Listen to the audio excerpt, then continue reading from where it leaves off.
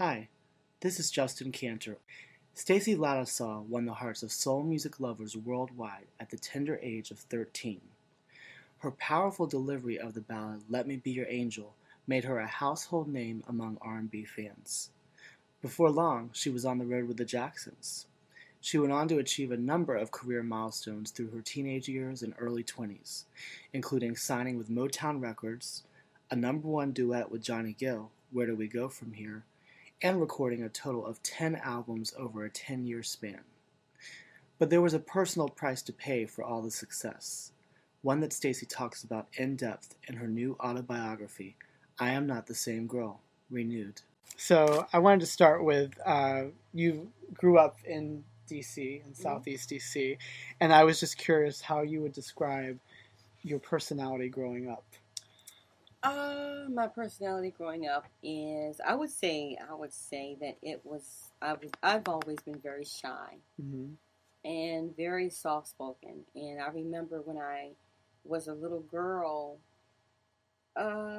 maybe 6 or 7 years old, when I started actually kindergarten, that was a very, very tough time for me because my mom was a stay-at-home mom, so she kept us, at home, and my dad worked, and so it was really difficult for me to make that transition to start elementary school because I was so used to being home with her. So I cried every single day. I had the hardest time, and my mother, she would cry too because she would see me, she would peep in the window, and she would see me crying. And, the thing that really, I would say was a difficult time for me is when I started middle school. Okay. Things had begun to change for me. And I was 12 years old, 12 and a half, when my first album was released. So during this time, I was still that quiet little girl that never said much and always stayed to myself. And I never had very many friends back then. So the girls would call me names. They would call me conceited, stuck up. She thinks she's cute. They would call me red girl, white girl, yellow girl. I went through this for 2 years in middle school. And there was this one girl that picked on me almost every single day. And I had these long braids, and she sat behind me. And she would pull my hair every day. And she was real tall, and I was real short and kind of skinny, and I was afraid of her. So I told my mom one day, why did I tell my mother? I told my mother, I said, Mom, this girl is messing with me every day, and she will not leave me alone. So I told my mother that, I told the teacher told the girl to leave me alone, and she's still picking on me. My mother came to the school, and she looked her in her eye, and she said, if you ever pull her hair or do anything to her, you're going to have to deal with me. So, of course, she never bothered me again. But those are the things that I went through. Even one of the teachers gave me a very hard time. Did you feel when you first started in the industry, because I know it happened pretty quickly for you, before you knew it, you were signed to Cotillion Records from a performance you did. Yeah.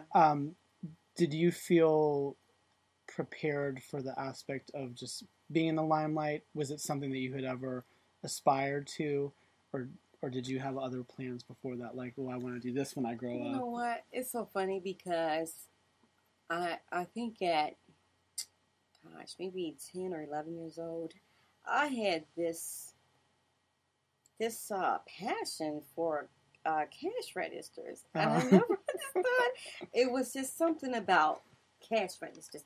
I love to push the buttons. I love to hear, when the drawer slides out and you hear the ding, ding, ding, ding. Oh my gosh, wow. I love cash registers. So I used to always say when I was a little girl, we used to play school. And we used to take the stickers and put the price tags on there. I think all of us used to do that. But, it was so much fun. And I used to always say, when I get older, I want to have an ice cream truck. And I want to be a cashier. That's cool. So, of course, this whole music industry thing, this was my mom's about as far away idea. From it as you can get. Oh, no, that was not in my plans at all. My mom used to sing here in D.C. with Marvin Gaye. Okay. So they went to school together. They went to high school together, and they were in a group together. And she was one of the lead singers in the group. So as she began to have, it's four of us. So as she began to have kids and things, her priorities changed, her desires changed, and she put her career down and raised us. That's what my mom did. And I think that when she realized that I could sing at 9 years old, I think my mom really wanted to live her dream through me, because her career never really took off. She never recorded an album, but that's what she wanted to do. But her career just, she put it aside for us. Yeah. Now, tell me about the first time that you went into a recording studio and when you recorded the Young and in Love album with Van McCoy. What was that process like for you? That was an amazing time for me, because at 12 and a half years old, walking into a studio in New York City with this big room in the back of it where the vocal booth was, I just looked at it as I was singing. It didn't seem like, it was much to it. I finished the whole album in 5 days. I did 2 songs. I recorded two songs a day, and completed the whole entire album in 5 days. Yeah, we were both pulling it out. A little girl. This little girl has been through a lot of stuff, but she's been kept. So in 5 days. She's been kept. We finished the whole album. Van McCoy was a pleasure to work with. He really, really was. And, I've worked with a lot of different producers throughout my R&B career, but he was one of the nicest people I'd worked with. Because what about something like, say, on the 16 album, which was earlier, you alluded to Michael Jackson, but I was curious about just the experience of doing the Triumph tour. What are your memories of that? That was an awesome experience, And as I look back on it now, I always tell my kids, because, I think that it was a privilege and an honor for me to be able to meet Michael, in the first place. But to be called to, for them to have called my management company and request for me to be the opening act, I was like, I didn't want to do it because I didn't want to go on a road for 13 weeks.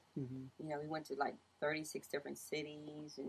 And this is kind of like just right after Let Me Be Your Angel, right? Right. 1981 is when we toured.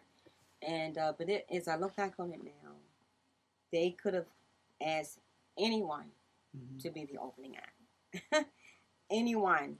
But they chose to call me and ask me to do it. And it was a tremendous opportunity for me, because it took my career to another level. And also to be able to go backstage and talk to Michael, after the show, and just to be in his presence. So what was it actually like performing in those I would imagine it was big venues, arenas or stadiums. 25,000, 30,000 people. Yeah. We performed I think it was 3 or 4 nights a week.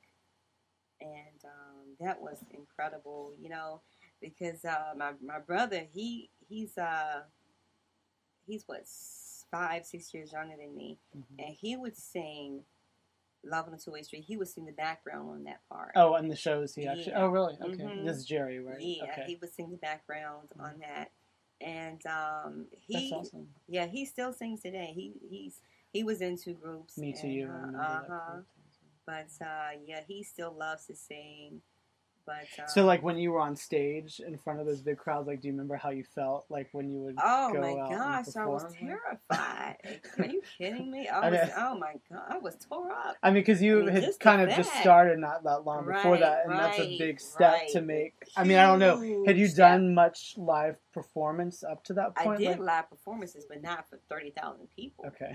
I mean, that was a big, huge difference, you know. So getting out there performing on pure guts, I remember one time I forgot the words to a song, and I was like, oh my God, I think it was the first verse or second verse. I forgot the whole thing. And it was like, I just went blank.